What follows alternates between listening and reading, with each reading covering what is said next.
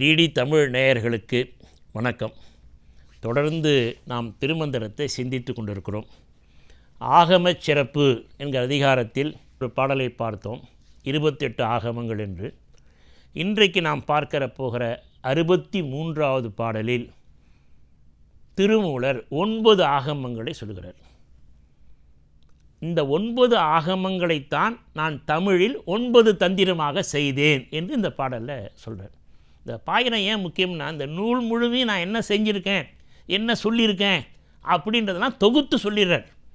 இப்போ அவர் 9 ஆகமங்கள் பெயரை சொல்லுகிறார். இதை சொல்லுகிற பொழுது எனக்கு ஒரு வருத்தம் தான் வருது. ஏன்னா முதல் பாட்டில் 28 ஆகமம்னு சொன்னார், எண்ணிலி கோடி ஆகமன்னார், காணோம். சரி 28 சொன்னார், அதுவாது இருக்குன்னு பார்த்தா 9 தான் சொல்கிறார்.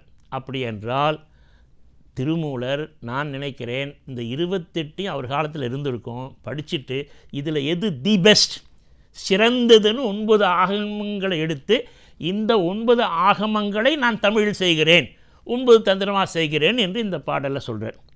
பெற்றனல் ஆகமம், காரணம், காமிகம், உற்றநல் வீரம், உயர் சிந்தம், வாதுளம், மற்ற நல் வியாமலம், காலோத்தரம், உற்ற நல் சுப்பிரம், சொல்லும் மகுடமே.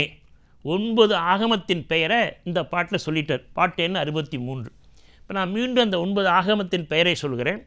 காரண ஆகமம், காமிக ஆகமம், சிந்திய ஆகமம், சுப்பிரம் என்கிற ஆகமம், அது சுப்பிர பேதம் என்று சொல்வார்கள்.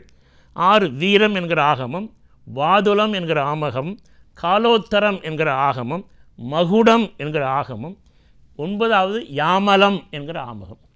9 ஆகமம். அப்போ என்ன, நாம் கொஞ்சம் சிந்திக்க வேண்டியிருக்கு. 28 ஆகமத்தை சொன்னவருக்கு கடைசியில் அவர் தேர்ந்தெடுத்தது என்பது 9 ஆகமம் என்று தெரிகிறது. இப்போ இந்த செய்தி இதோடு நிற்கலை. சைவ பெருமக்கள் இருக்காங்களே, அவங்க என்ன சொல்கிறாங்க, இந்த 9ம் எங்கள் சைவத்தை சேர்ந்ததில்லை, 7 தான் சைவம் சேர்ந்தது. ஒன்று தந்திரா கல்ட்டு. இப்போது தந்திரா ஒன்று இருக்குது. சிவபெருமான் உமாதேவிக்கு சொன்னதா பார்வதிக்கு, விஞ்ஞான பைரவ தந்திரா அப்படின்னு பெரிய வால்யூம் எழுதியிருக்கார் ஓஷோ. அது தமிழில் கண்ணதாசன் பதிப்பகம் 9 வால்யூம் போட்டிருக்காங்க, தமிழில் இருக்குது. இப்போது அது என்ன சொல்கிறாங்கன்னா, அந்த 9வது யாமலம் இருக்கே, அது எங்கள் சைவ நேரவில் அது தந்திரா கல்ட்டு அப்படின்னு அவங்க சேர்த்துக்கல. அதுக்கப்புறம் வாதுளம் என்பது அது உப ஆகமம், அதனால் 7 தான் சைவத்துக்குரியதுன்றாங்க. அது எப்படியாவது இருக்கட்டும், நமக்கு ஏதோ 9 ஆகமம் திருமூலர் பேரை சொல்லி பாடல் சொல்லியிருக்கிறார். இந்த 9 ஆகமத்தை தான் தமிழில் 9 தந்திரமாக நான் செய்திருக்கிறேன்னு திருமூலர் சொல்கிறார். இப்போது சரி சார், இப்போ அடுத்த கட்டத்துக்கு வந்துடும். இப்போ நல்லா இப்போ சிந்திக்கணும். நீங்கள் எண்ணில் கோடி ஆகமம்னார், அப்புறம் அதில் 28 ஆகமம் நான் சொன்னேன்னார், 28 இப்போ ஒரு 9 சொன்னார். இப்போ என்ன சார் கிடைக்குது? அது வேணுமில்ல சார்? 9 ஆகமம் சொன்னார் சார், தேடி தேடி பார்க்குறேன், ஒன்று வெளியிட்டிருக்காங்கன்னு சொன்னாங்க, புத்தகம் கொடுங்க சார்ன்னு கொடுக்க மாட்டேன்றாங்க. கோயம்புத்தூரில் கற்பகம் பல்கலைக்கழகம் 2 ஆகமத்தை போட்டாங்கன்னு கொடுங்க சார், கண்ணில் காட்டுங்க சார். அது மாதிரி எல்லா கோயிலையும் கேட்குறேன், ஆகமத்தில் சொல்லியிருக்குங்க. சரிங்கய்யா, எந்த ஆகமங்க? அது சொல்லியிருக்குங்க, சொல்லுங்கய்யா. தாத்தாவை கேட்கணுங்க, எங்கேயா இருக்குன்னா அதில் ஒரு பாகம்தான் வச்சுக்கிறார். இப்போ இந்த ஆகமே நீங்கள் பிரிச்சிங்கன்னா அதில் கிரியாபாதம் இருக்குது, ஞானபாதம் இருக்குது. அவங்கவுங்க ஒன்று அங்கே மூதாதைகளாக என்ன சொன்னாங்களோ ஒரு 10 ஸ்லோகத்தை வச்சுருக்காங்களே தவிர ஒரு முழு ஆகமம், காரண ஆகமம் முழுசாக இருக்கா, காமிக ஆகமம் முழுசாக இருக்கா? நாம் எங்கேயோ கோட்டை விட்டுட்டோமே சார். இவ்வளோ ஞான பரம்பரை, இவ்வளோ ஞானத்தை கையில் வைத்திருந்தோம், கையில் கொடுங்கன்னா கொடுக்க மாட்டேன்றீங்களே. ஆனால் இதில் பாருங்கள், வேதம் பிழைத்து கொண்டது. 4 வேதமும் இன்றைக்கி 6-7 தொகுதி அருமையாக வந்திருக்கு. ஆங்கிலத்தில் இருக்குது, அப்படியே கீழே வடமொழியில் இருக்குது, தமிழில் இருக்குது. 108 முழுதும் நமக்கு கிடைக்கிது. ஆகமத்தை என்ன காரணத்தினாலோ விட்டு விட்டார்கள். இந்த ஆகமத்தையும் நான் முன்பே சொன்னேன், அருணை வடிவேல் முதலியார் ஐயா தர்மயாதின பதிப்பில் 28 ஆகமத்தை பெயரை கொடுத்து எந்த எழுத்தில், கிரந்த எழுத்தில் இருக்குது, எத்தனை ஸ்லோகம்னு போட்டிருக்கார். உப ஆகமும் தனியாக 28 கொடுத்துருக்காரு. அதுக்கு மேலே ஒரு பெரிய முயற்சி பண்ணி ஒவ்வொரு ஆகமத்துக்குள்ளே இருக்கிற உட்பிரிவையும் ஆராய்ச்சி பண்ணி 28 ஆகமம் உப ஆகமத்தில் 207 உட்பிரிவில் இருக்கின்றார். நான் அவரை கேட்டேன், ஐயா இவ்வளோதான் எழுதியிருக்கேன், எங்கெங்க இருக்குங்க. ஆனால் பொதுமக்களுக்கு இல்லையே. இப்போ நமக்கு இருக்கிற சிக்கல், நான் எவ்வளோ பேசினாலும் அதையெல்லாம் நீங்கள் கேட்டால் நான் சான்றுக்கு உங்களுக்கு எடுத்து கொடுக்கணுமே, புத்தகமாக கொடுக்கணுமே. அப்படி கொடுக்காமல் நான் 1000 பேசுவதால் என்ன பலன்? இப்போ இங்கே சிக்கலே ஆகமத்தில் என்ன சிக்கல் என்றால், இவ்வளோ தெளிவாக சொல்லியிருக்காரு. 1500 வருஷத்துக்கு முன்னே 9 தான் இருந்திருக்கு. அந்த 9 இன்றைக்கி நம்மளால் கொடுக்க முடியல. சிலவற்றை என்னால் வெளிப்படையாக சொல்ல முடியல. பெரிய ஒரு அரசு நிறுவனத்தில் ஒரு ஆகமம் போட்டாங்க, வந்துடுச்சு, ஆனால் வெளியே வரல. ஏனென்றால் அப்புறம் அதில் இப்போ ஒருத்தர் வரார், இல்லை இது எங்கள் ஆகமத்தில் அடிக்குதுன்றார், மாற்றுங்கன்றார். இன்னொருத்தர் வரார், இதை கொஞ்சம் மாற்றுங்கன்றார். வந்த புத்தகம் அப்படியே நிற்குது. இப்போ வைணவம் பார்த்தா அவங்க தனியாக வச்சுருக்கிறாங்க, வைகாநாசம், பாஞ்சராத்திரம், அவங்க தனியாக ஆகம பிரிவு வச்சுருக்காங்க. ஆகமம் ஒரே வரி, கோயில் ஒழுங்கு, கோயிலை எப்படி வழிபாடு செய்வது, எப்படி கோயில் கட்டுவது, எப்படி ஒவ்வொரு மூர்த்தத்தை வைப்பது, ஒவ்வொரு மூர்த்தத்துக்கு என்ன மந்திரம் சொல்லுவது, எந்த நெறிமுறையோடு நாம் செய்வது, இவையெல்லாம் சொல்வது ஆகமம். ஒரு செய்தி இங்கே சொல்லலாம், தவறாக நினைக்கக்கூடாது. நீங்கள் இந்த ஆகம வழிபாடு கோயில் முறை எல்லாம் தென்னிந்தியாவில் தான் உண்டு. வட இந்தியாவில் ஆகமம் இருந்தால் கொடிக்கம்பம் இல்லை, பலிபீடம் இல்லை, யாரும் கர்ப்பகிரகத்துள்ளே போக முடியாது. வட இந்தியாவில் எல்லாரும் கர்ப்பகிரகத்துக்கு போகலாம், தொடலாம், அபிஷேகம் செய்யலாம், வழிபாடு செய்யலாம். தென்னிந்தியாவில் ஒரு கோயிலில் கூட நீங்கள் கர்ப்பகிரகத்துக்குள் வர முடியாது. கொடிமரம் இல்லாத கோயிலை பார்க்க முடியாது, பலிபீடம் இல்லாத கோயிலை பார்க்க முடியாது.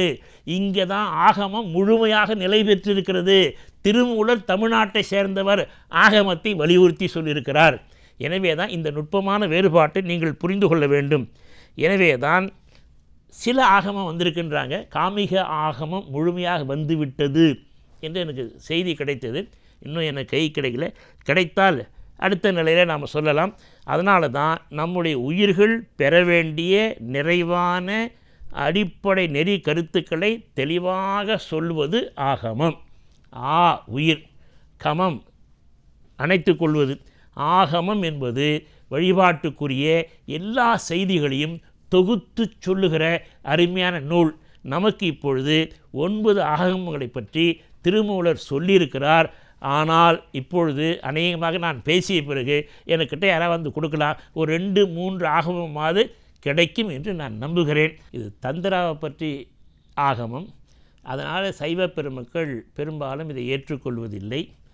ஆனால் இந்தியா முழுமையும் இருக்கிற யோகம் பற்றிய எல்லா அமைப்பிலையும் இந்த ஆகமம் பின்பற்ற வருகிறது.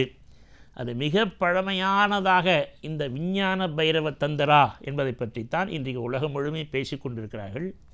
சங்கிலினி தந்திரா என்று ஆங்கிலத்தில் பெரிய தந்திரங்கள் வந்திருக்கிறது.